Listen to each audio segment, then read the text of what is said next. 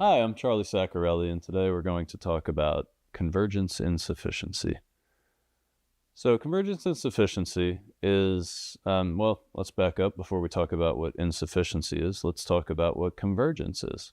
So you have two eyes, you may have noticed, and those two eyes essentially triangulate to look at one thing.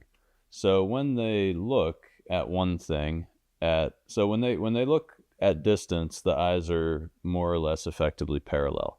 But as you come in, your eyes come closer together. So that act of triangulation is called converging. So your eyes are converging into a single point. So what convergence insufficiency is when your eyes have trouble holding that convergence. Now, what's interesting is if you go back to many years ago, like before movable type and that kind of stuff, the idea that we need to converge probably wasn't that big of a deal back in a couple thousand years ago.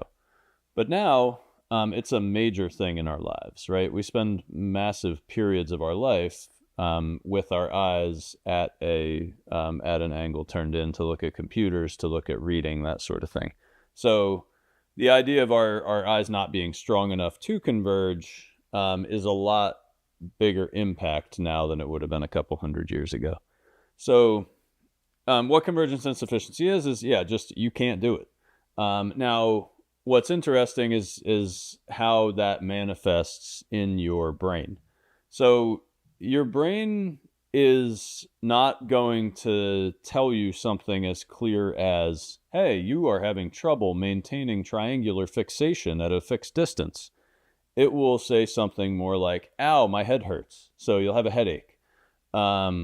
Headaches are common. Neck aches are common. A lot of physical discomfort associated with that extra effort to try to hold that convergence longer than your body wants to. So what can you do for convergence insufficiency?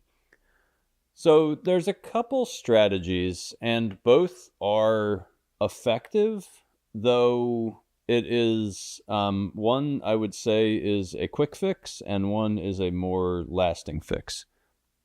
So the quick fix is called prism. So inside your glasses, we build an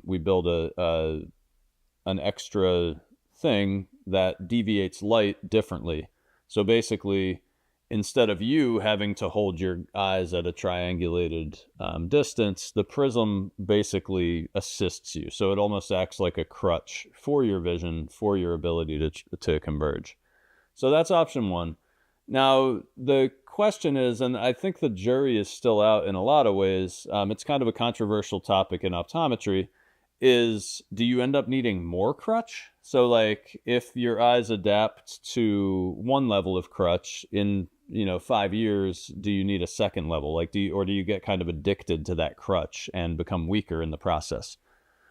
So that's the quick fix. The slower fix is vision therapy. So there's a number of vision therapy exercises, one of the most famous being called the Brock string, where what you're doing is you're actually intentionally and practicing converging and diverging and converging and diverging.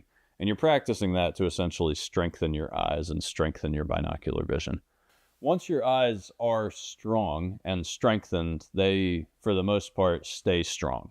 So convergence insufficiency exercises designed to help with convergence insufficiency will have a very long-lasting effect.